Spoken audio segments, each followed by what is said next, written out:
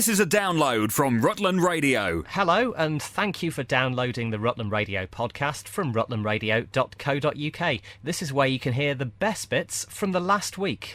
Here we are towards the end of this tour, this action-packed few days for you, Stephen. Yes. Tell us your overriding impression of the county and what you've received. Like I said before, Rutland County, England, has a lot of the same characteristics as Rutland County, Vermont. Some of the things that I'd like to bring back are the sense of volunteerism that is here, because I really get a sense that that's truly what keeps the wheels of this county spinning. It is. Yeah. And the recognition for those folks, you know, and the friendliness of the people. We've met some very, very nice people who have done a lot for us.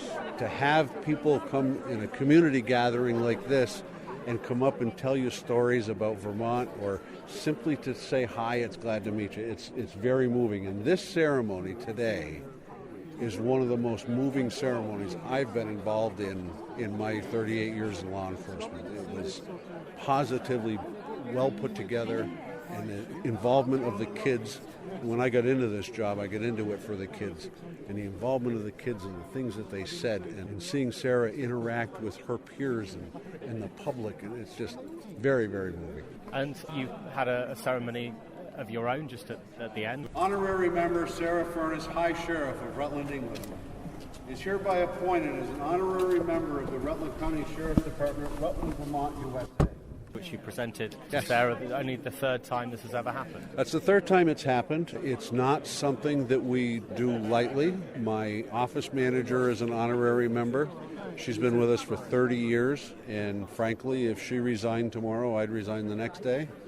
And we've got one citizen who is a lot like Sarah and a lot like the high sheriffs here, who give of their time to help out folks that really don't have any other place to go. And his name is Robert Bearer, and he's the nicest gentleman you're ever going to meet. And he has been a huge supporter of the undertrodden and the downtrodden in Rutland County. So this is the third one. It's a very, very important award. Some agencies give out honorary awards just because, and we don't. We keep it real. And Sarah, you had no idea. I had absolutely no idea. It's a wonderful surprise and great honour. And, you know, I'm so touched. The icing on the cake to a very, very special day for Rutland. Yes. And, you know, I'm really so pleased and so delighted. And I feel that meeting Stephen and Jen, you know, I have made great friends who I'm sure will remain friends for life. And it's been a lovely thing to do, to take them round and show them our fantastic county and see it through fresh eyes, because somehow that's lovely too, when you see things that are familiar to you, but you see it with people who are guests and they enthuse, and you look again and think, yes, we are just so lucky in our county, and it is very special. And as this goes out on the radio Monday morning, you'll be heading out to the House of Parliament to see our justice system. The House of Commons and the House of Lords on Monday, and then we're going to be a tourist for a couple of days in London. And then we fly back out Thursday afternoon. We know how packed your schedule was, and thank you so much for making time for us at Rutland Radio. It has been the best experience of my career, bar none. Highlights from the past 7 days, the Rutland Radio podcast. Thank you very much, Lydia. Well, I'm here with Tony, the olive man, who's turned in for one day only to Tony, the pancake stroke crepe man, here in Uppingham Marketplace. How's it going so far? Yeah, not too bad actually. We're here doing the pancakes. Obviously it's Pancake Day, but we're also taking donations for Vista. It's a charity for the blind. And this is one, obviously, that Alec, the Mayor, Alec Crombie, supports here in Uppingham. Not wanting to give away any trade secrets, but if anyone's listening to this going to make pancakes tonight, what are the key things they should think of?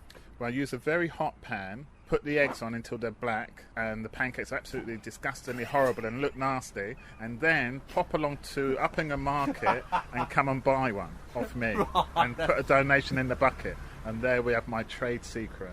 Thank you for being so open about that. What's your top one today? Is it the lemon and sugar ones? Lemon and sugar, definitely. Follow closely behind the Nutella. How long will you be here for today? Till about 5 o'clock, I think, I should imagine. Let the kids have one after school, save mum the hassle of making all the batter and stuff like that. Yeah, why not? Rutland Radio. So we're here at Stanford Junior School, their annual pancake race.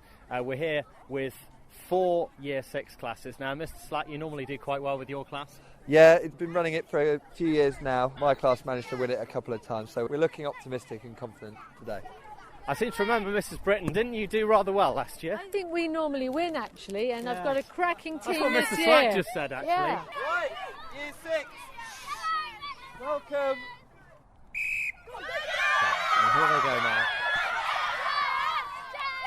Fierce competition between the four. Already there's a lead opening up. Pancakes falling all over the place. I blame the crosswinds.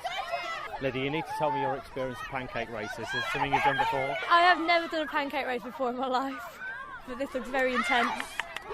I have to say, you've got the edge on the pancake. Crosswinds today. I'm seriously worried for my chances. Ross looks more like a poppadom. Yours is going to be Yes, it's gone all crusty overnight. I'm not quite sure what happened. I left it out. This is Rutland Radio. Right at the end now.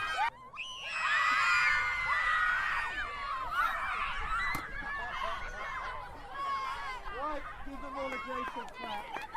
Well done, well done. And 6HP, you should clap everyone else, I think. Thank you. Commiserations, Mr. Slack. Yes, never mind. We'll be training hard over the summer months and we'll come back stronger next year. Victorious again, Mrs. Britton. You're on a winning streak. Pleased with my brilliant class for winning yet again 6HP 2017. What would you put your success down to? Just me, pretty much. And putting fast people at the front and the back. Yeah, that's And not quite so fast people in the middle. Yeah. But it works. And the lucky pancake. Rutland Radio's best bits on the podcast. Hello. Hi Claire, it's Rob Pisani. Hi, Rob. Hi. Just take us through the whole MBE process then. You know, it Yeah. started with the letter, obviously. Yeah, so I got a letter at the end of November to say that I was going to be awarded with an MBE, which is so exciting, but kind of strange because you can't tell anyone, so it doesn't really feel real. Once the New Year's Honours list is out, then obviously everyone can know. So that's when it first felt more real. And then when I was in hospital, I had complications with my pregnancy. Chloe was due actually only 2 days before the investiture, but she came 5 weeks early so she could come to the palace. And we had a real nice family day there. Now, Prince William was the person who actually gave you the honour, and he said it was the highlight of his day, actually, to meet you. I know, it felt a bit surreal. Yeah, he said he'd read through the list before and, yeah, how much it meant to meet me and stuff. And yeah, I mean, that felt pretty amazing. And the whole thing, I mean, it's so nerve-wracking. I've done a lot of speaking events to hundreds of people, and I was so much more nervous for this, which shows how much it meant to me. And it's an incredible achievement for anyone to have raised the amount of money that you have and for a cause that you care so passionately about. It's a real boost to keep going. I haven't finished yet. The nickel spinal injury Foundation are doing incredible work, so it's given hope to a lot of people that are paralysed now and people that will be paralysed in the future, you know, when they find out and then see the work going on. I'm sure one day there will be a cure for paralysis. So, yeah, I need to keep doing more. I'm planning a half marathon at the moment. It's our second one. We did one last year and that was amazing. So we're doing that again in June at Kettleby Lakes. And I've got a cycle around Rutland Water, charity cycle. Everyone gets a really good bag full of gifts and things. And also a charity ride out, which again leaves Kettleby Lakes and finishes at Wistow, and that will be our third one of that. So we've got lots of events on, and I hope to do another challenge in the suit. So yeah, another busy year ahead. Claire Lomas, thank you very much for joining us. Claire Lomas, MBE, officially now. Thank you. The weekly Rutland Radio podcast. Hello, I'm Giovanni Pernice. Whenever I'm in Stamford and Rutland, I'm listening to Rob Pisani on Rutland Radio. And welcome to Rutland Radio, when Pisani met Panici. Thank you very much for being on. What an amazing experience this is going to be in the summer. So many of our listeners have been to the Strictly live shows at Birmingham, at Nottingham, down in London, at London's Excel Centre in the summer. Tell us exactly what's happening. Well, it's a new brand event. It's called Spectacular, which offer a lot of fans the opportunity to spend the day with all of us, with all of Strictly stars, so including me. and other amazing pros and judges and a lot of people from the show. So how are you finding the whole Strictly experience? 2 seasons you've done now? Yep, and for me it's the dream come true. Do you actually have a kind of Strictly Italian version, on Italian TV? Yeah, we have it indeed. It's called Ballando con le Stelle, which means exactly Dancing with the Stars.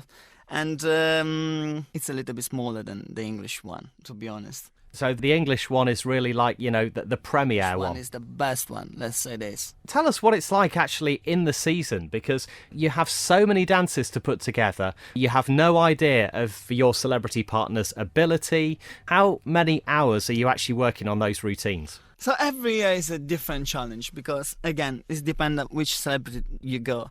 But I've been lucky for 2 years now, and hopefully I'll be lucky for the rest of the year in Strictly. So if people go to the XL in the summer, they can actually dance with you, can't they? Absolutely. There's a session called Dance with the Pros, which is me and Aljaž Skorjanec, my friend. And we're going to give everybody the opportunity to dance with us. We're going to do lessons with all the fans, and they can dance with us. This is quite an incredible thing, really, isn't it? Because I once danced with one of the previous Strictly stars, in fact, both Lilia and Ola back in the day, and I was so nervous about stepping on their feet. Your feet must be insured, surely. No, I think we are professional dancer, and teaching people that never danced before is a really, really big opportunity for us, and we always enjoy it. So looking ahead to the autumn, do you know for sure whether you're going to be part of the new series? We don't know yet. Hopefully, fingers crossed, everything crossed, I will be back on Strictly next year. And Len, of course, has gone now. Len, who, I spent years wanting him to say our station frequencies because they're 107.2 and 97.4. So you can lot just of 7. Lot of 7, exactly. Wouldn't that have been amazing? 7, but it's not the same. It's not the same. It doesn't I sound wish the it same. was. I wish it was. Len is such a legend in this show, and all of us, we're gonna miss him, and hopefully the replacement will be a good one as well. Well, that's it for this week's Rutland Radio podcast. If you have any comments, you can email us via the website, rutlandradio.co.uk, and we'll have a new version on our website from Monday. This is a download from Rutland Radio. For more information, go to rutlandradio.co.uk. This is a download from Rutland Radio. Hello, and thank you for downloading the Rutland Radio podcast from rutlandradio.co.uk. This is where you can hear the best bits from the last week.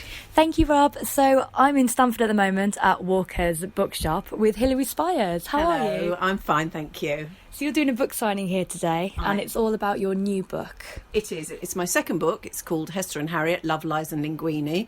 And Walkers were very kind to offer me the opportunity to sign my first book here, and they've welcomed me back today, which is lovely. So this is a sequel to Hester and Harriet.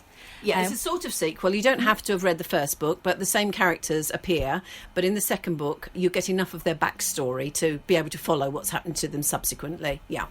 So what's inspired you to write a second one? Well, really, the response to the first one. I had so many people saying how much they loved the characters, and particularly the fact that my two main protagonists are ladies of a certain age, let's say. A lot of women saying we never see ourselves represented in books, and it's great to see women who are not, burdens or ill or nagging mothers-in-law and that sort of thing. So I've had a really lovely response from readers. And I love the title of it, Love, Lies and Linguini. Yeah. So where did that come from? Well, in the second book, I send the sisters off on a little jaunt to Italy. And Hester, who is the elder sister, is a great cook.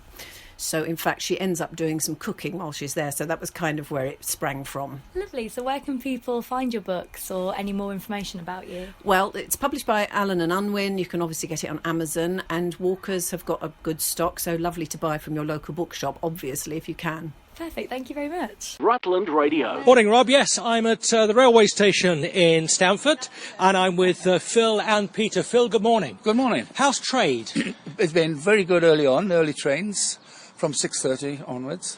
It's eased off a bit now. So which organisation are you guys from? From Stamford Fest Trade Steering Group. Now, why here today? In fact, you're here all week. We're here all week just to promote the fair trade goods, tea, coffee, and happy to do it and help people. It is Fair Trade Fortnight throughout the country, you see, and that's why we're doing it this particular week. So we do it for the early trains. We find that people, once they realise that we're not gimmick or anything like that, they come back from buying their ticket and they'll have a cuppa. And tell me about the products on offer then. Oh yes, well they're fair trade tea, fair trade coffee, and fair trade sugar, of course, and fair trade geo bars. Generally people don't have to pay if they want to, but most people throw in something into the till, because all that we do, all the money, is helping fair trade work in the town or other fair trade groups overseas. And you're here all week? We're here all week, yes. OK, well, have a good day today and have a good week. Thank you very much indeed. Thank you. Highlights from the past 7 days, the Rutland Radio Podcast. So here at the end of yet another good and new clothes sale, I'm here with Trish Ruddle and Elizabeth Mills for Rutland, and another incredible event for you. Yes, so far it seems to be really successful. On the Friday evening, we topped our previous record by about 2,000-3,000. All good, and we've had great response today. And so far, I think Elizabeth and I are really pleased with what's happened. So you can't talk exact figures just yet? No, it's but a bit early, really. It is a bit early. We don't have terribly many expenses to come out. Probably the Marquise is the biggest one, but I would think we'll be about the same as last year. Probably 42-ish, I would think, with any luck. 42,000 over just several hours here at Barnstar Lodge. But a huge amount of hours beforehand preparing. The moment we finish, we start again. We'll start on Monday collecting clothes, sorting, and so it goes on all year.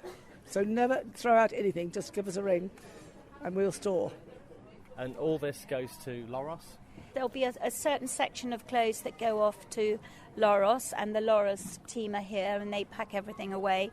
And then we have a selection that we have put aside that will go back to a sorting unit, which we feel that we probably have another use for it. We're still discussing how we're going to do it. We might do a pop-up shop in Oakham, or there might be somebody who's willing to sell these for us. But we do still support Loris, and it's rather nice that everything that we're given, we manage to sell for our charity, and then we manage yet again to give on to another charity. So I like this reciprocal arrangement we have. But can I just say, the volunteers have been amazing this year, and everything's been done in the most fantastic way. We do collect clothes all year round, as Elizabeth said, so please just give one of us a ring and we can come and do it. And Elizabeth, we've had fantastic help this year, haven't we, from a number of sponsors? Yes, Barnsdale Lodge. King West, of course, have been our main sponsor this year, and Tim Hart at Hamilton Hall and all the people. But we've had a lot, people like Ron Grant. The men are fantastic. They absolutely love them. We've got Mr. Porter who does the dry cleaning, so we do really, really well. How do you feel after all this? Totally exhausted, but actually, it's adrenaline rush. We have a fantastic time when we're all doing it. We have a lot of fun on the way, but with the exhaustion comes complete excitement that we've done so well. And as you say, all the money stays in Rutland, and so important that we fund these two specialist advisors. They're proving that the service they give, the non-medical advice they give, is totally invaluable to Rutland. And we are very, very proud to be associated with them. So all good. Rutland Radio. Danny. Eddie. And Year 9 at UCC, you're here on your Careers Day today. You've been in our radio session. Is there anything particular you've learnt about what we do that you didn't know before? Yeah, it's a lot more planned than I thought it would be. And, there's a long path to get there. And what do you see your plan being after UCC? Do you know yet? I'm not too sure, but radio's definitely a good idea to go gravitate towards too. Rutland Radio's best bits on the podcast. I'm here with Will Phelan, head of Stamford Endowed Schools. You introduced Matt Hampson tonight at the Town Hall, and Matt's done such a lot for two boys at the school, of course. Yes, he has. We have two boys, Seb Gould and George Robinson, and really from start to finish, Matt Hampson and his charity have been amazing. I think there's been three big reasons, really. The first one is the friendship that he's shown to both the boys and the fact that he knows the position they're in and what they've been going through.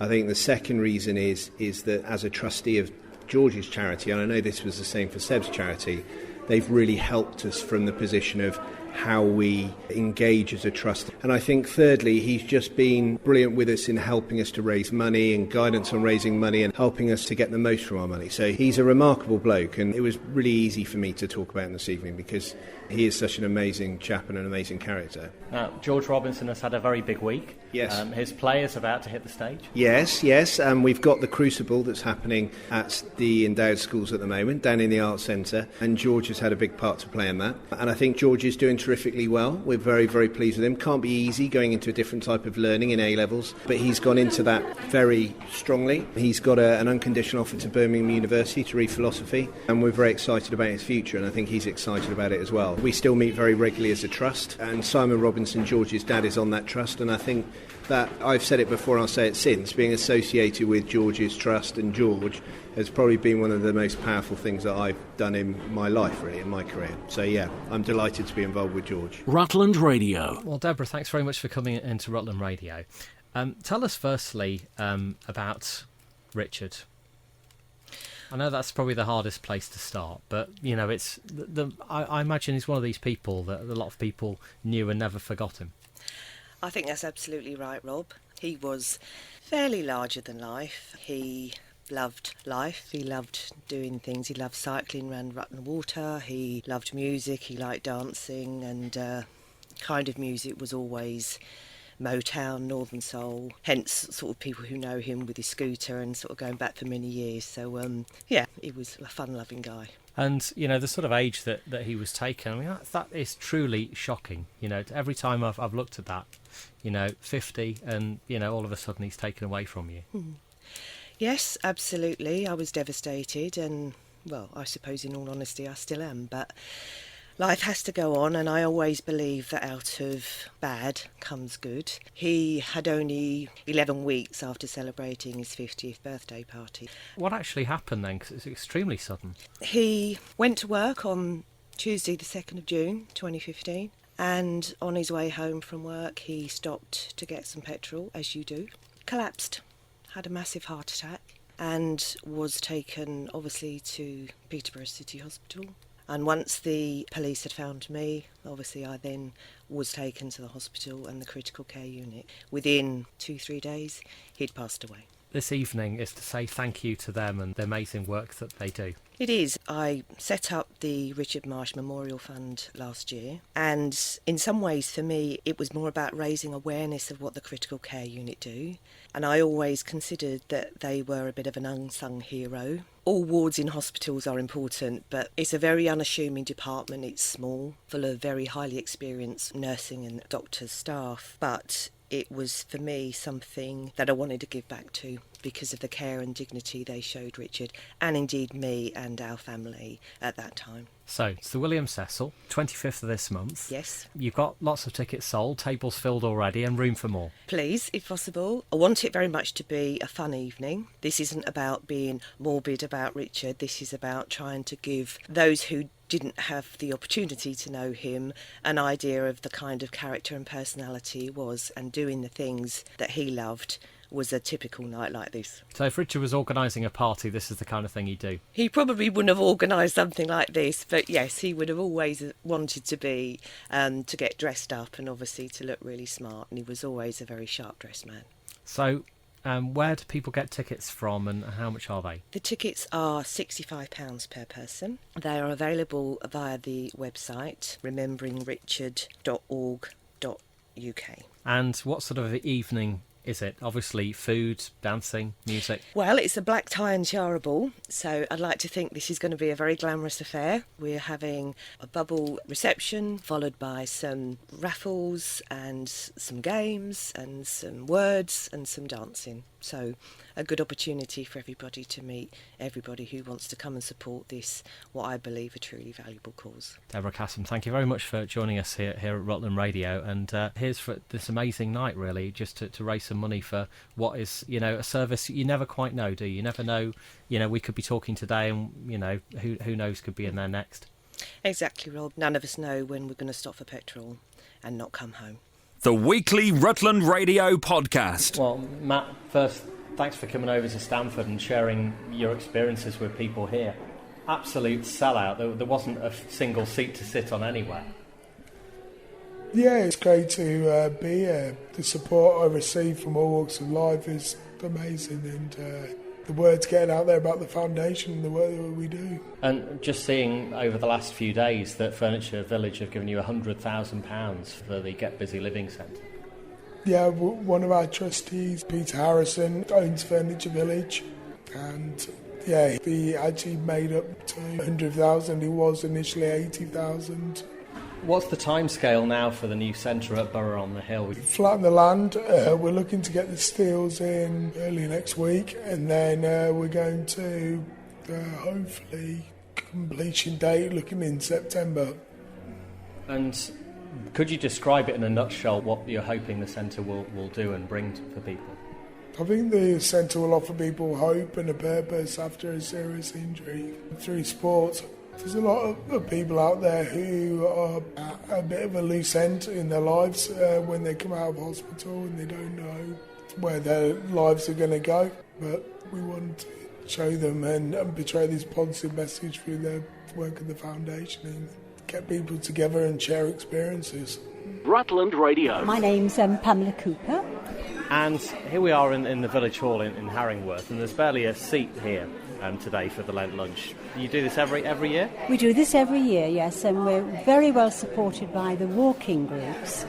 And without their support, I don't think, we wouldn't have so many here.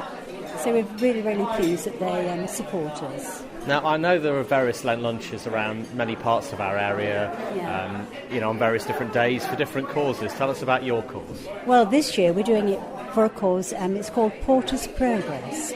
Actually, it is a charity that the walkers do support, and they do help people that were affected by the earthquake in Nepal. And that happened about 2 years ago, I think. And they do support the building of schools and hospitals and shelters and things. So we feel, because the walkers support that group this year, it would be a very good thing to do that as well. Now, you have your apron on. I saw you bringing out soup a moment ago. How many are in your team? This year we have 5 different people to help, and we usually drag the men in to set up the hall. My husband, bless him, came here this morning and dragged a few tables around. And all the soup's homemade as well? All the soup's homemade, yes. Homegrown vegetables. The soup, I must admit, it's very delicious, isn't it? It's much better than having soup out of a tin. So, yes, it's very well supported. And all the soup disappears. So that's quite good. Now, I have one other question for you, aside from today. We have a survey each weekend on our website, and we're asking people about food this weekend. Now, if you drop some food on the floor, would you eat it? No, I wouldn't. No, I'm afraid I wouldn't. If I dropped an apple and I could wash the food, then of course I would pick it up. But if I dropped something that couldn't be washed, I wouldn't eat it. Highlights from the past 7 days, the Rutland Radio Podcast. It is indeed. We've organised it for all the young people of Rutland to get them involved in the charity. So the idea of Run for Rutland is Run for the Rutland charity, which is the one that Trish Rutland and Elizabeth Mills do. The Good and New Clothes sale not so long ago. And of course, they fund those 2 non-medical advisors at Citizens Advice. Now, basically, this is anyone of school age, really, that can take part in this. It is indeed. The information's gone out from Chris Thomas to primary schools and the colleges. We're having 2 races. We're having a primary race at 9 o'clock and a secondary one about 9:15, depending how many primary runners we have. Obviously, we want to get them out of the way before the big people go running at them. We're running it at the Oakham Rugby Club in conjunction with Rutland Agricultural Society.